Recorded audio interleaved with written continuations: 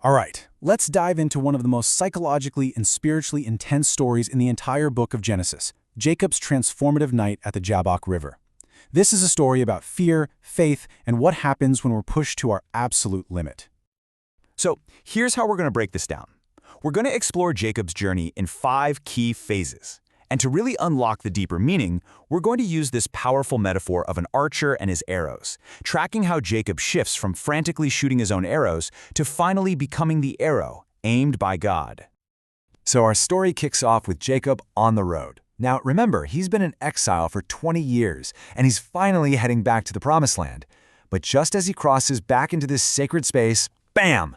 He's suddenly intercepted by a message from another world. Now, the English word met sounds pretty gentle, right? Like a casual encounter. But the original Hebrew word here, pagah, is way more intense. It means to collide, to run into, to intercept. This is no scheduled meeting. This is a full-on divine ambush. And this is where the Hebrew language just opens up the story. The word for Jacob's path is derek. Its root means to tread, like walking. But that exact same root also means to bend a bow to fire an arrow. So Jacob's path isn't just a road, it's like a tensed bow, just humming with potential energy, waiting to be released. And that connects to another incredible word, yara. It means to shoot an arrow, but it also means to teach. In fact, it's the root of the word Torah, divine instruction. So in Hebrew thought, God's teaching is like an arrow he shoots to point the way. You see the picture? Jacob is on a path that's like a tensed bow, and God is getting ready to aim him. So when Jacob is confronted by this army of divine messengers, he gets it immediately. He doesn't just see a couple of angels. He sees a full-blown military encampment. So he names the place Mahanaim. And Mahanaim literally means 2 camps. This is God's first arrow of reassurance to Jacob. It's a vision. My heavenly army, Camp 1, is marching right alongside your earthly family, Camp 2. The message couldn't be clearer. You are not alone in this. But here's the thing about Jacob. Even with this incredible, direct reassurance from God, the second he thinks about his estranged brother Esau, the brother he cheated 20 years ago, he immediately snaps back to his old ways. He falls back on human strategy. So Jacob starts shooting his own arrows, and his first one is an arrow of diplomacy. He sends messengers ahead of him to go find Esau and deliver this very carefully crafted, very humble message. And this is where the storytelling in the text is just brilliant. It uses the exact same Hebrew word, malachim, for God's angels and for Jacob's servants. It's a deliberate contrast. God sends messengers with a message of divine protection. Jacob sends messengers with a message of human strategy. The whole conflict is right there. Will he trust God's help or his own effort? While Jacob's arrow of diplomacy comes flying right back in his face, his messengers return with terrifying news. Esau is coming to meet you, and he has 400 men with him. Look, for a nomadic family, that is not a welcoming party. That's a small army. And this news sends Jacob into absolute terror. The text says he was greatly afraid and distressed. That word for distressed in Hebrew is fascinating. It comes from a root that means to be in a narrow, tight place, to be squeezed. He feels totally trapped, cornered by his own past. So in this state of panic, what does he do?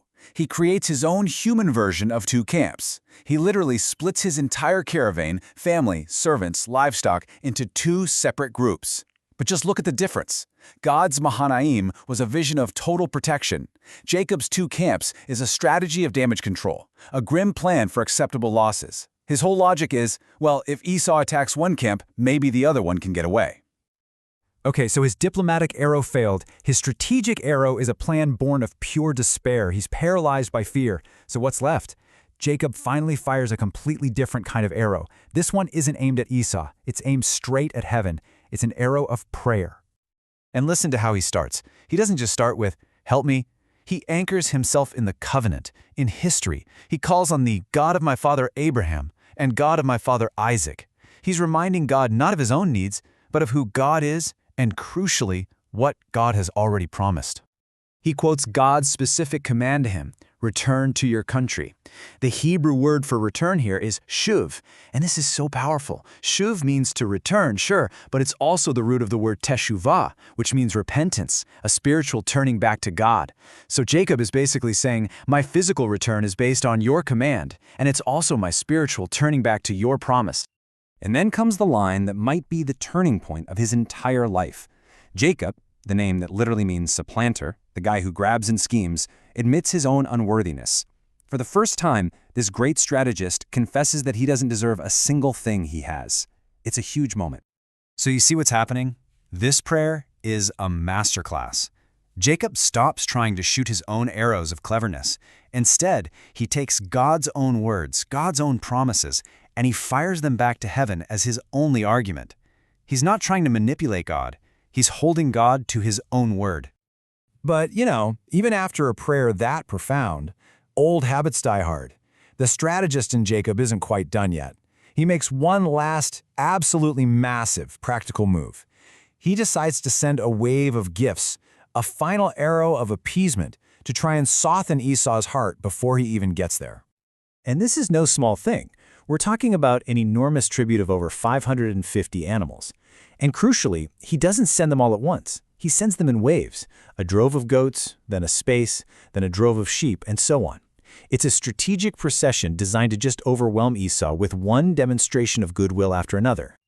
The text tells us Jacob's hope is to find Shen in his brother's eyes. Shen is this beautiful Hebrew word that means grace or favor, that unearned warm welcome. It's everything he wants from the brother he so deeply wronged. And this whole thing raises a really fascinating question, doesn't it? Is this just the lack of faith after that incredible prayer? Is he back to his old, fear-driven tricks? Or could it be something else? Could this be his faith being expressed through action, using the very blessings God gave him as a tool for peace? The text, I think, leaves it beautifully ambiguous on purpose. And that brings us to the final, quiet, tense moments before the storm. Jacob has now shot every single arrow in his quiver. The gifts are gone, the plans are made, there's nothing left to do. He systematically sends everything he holds dear away from him, across the Jabbok River and into the pitch-black night. First, the waves of gifts, then his servants. And finally, in the dead of night, he wakes up his wives and his 11 children and sends them across the river too. I mean, just think about it. He fired his arrow of diplomacy. It failed. He fired his arrow of military strategy. He fired his arrow of profound prayer. And he just fired his final, massive arrow of appeasement. The archer's quiver is completely empty. He has absolutely nothing left. He is standing there, alone on the riverbank, stripped of his plans, his wealth, and even his family. He's been systematically emptied of every single thing he could possibly rely on. He is totally, completely vulnerable, just waiting there in the darkness. He is no longer the one doing the aiming. He is about to become the arrow, waiting to be aimed by a will far greater than his own. This solitary moment of total, utter surrender is what sets the stage for the most famous wrestling match in history. It's a confrontation that's going to break him, bless him, and give him a brand new name. And it leaves us with this huge question to think about. What happens in our own lives when we finally run out of our own plans? When every single one of our human arrows has been spent, what is left?